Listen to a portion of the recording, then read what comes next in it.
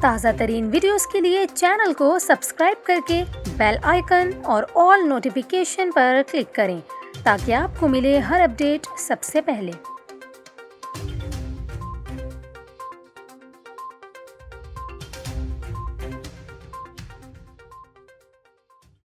السلام علیکم، آپ دیکھ رہے ہیں نیوز 24/7 اردو اور میرا نام ہے کومل خان۔ ناظرین، ابھی آپ کو کراچی کے حوالے سے خبر دیں، ٹھٹھہ میں واقع دھابے جی پمپنگ سٹیشن پر بجلی کا جو بڑا بریک ڈاؤن ہوا، اس کی وجہ سے اب کراچی میں پانی کے بحران کا خدشہ پیدا ہو گیا ہے۔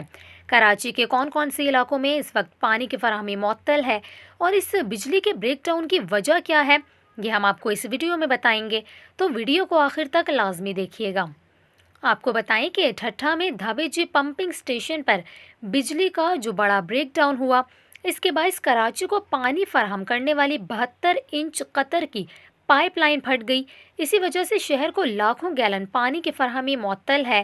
آپ کو یہاں یہ بھی بتائیں کہ پائپ لائن پھٹنے سے کراچی کو 2 کروڑ 80 لاکھ گیلن پانی کی فراہمی معطل ہوئی ہے۔ اس حوالے سے انتظامیہ کا یہ کہنا ہے کہ پائپ لائن بیک پریشر کے باعث متاثر ہوئی ہے۔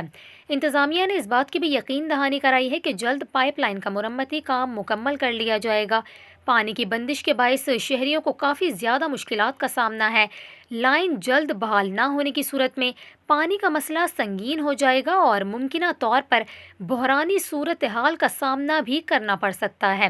یہاں پر آپ کو یہ بھی بتائیں کہ پائپ لائن پھٹنے کے سبب کراچی کے علاقے گلشن حدید، بن قاسم، قائد آباد، ملیر، شاہ لطیف ٹاؤن، رزاق آباد اور کورنگی سمیت دیگر علاقوں میں پانی کی فراہمی معطل ہو گئی ہے۔ اس حوالے سے واٹر بورڈ کا یہ کہنا ہے کہ پائپ لائن کی مرمت میں 24 گھنٹے سے 36 گھنٹے لگ سکتے ہیں۔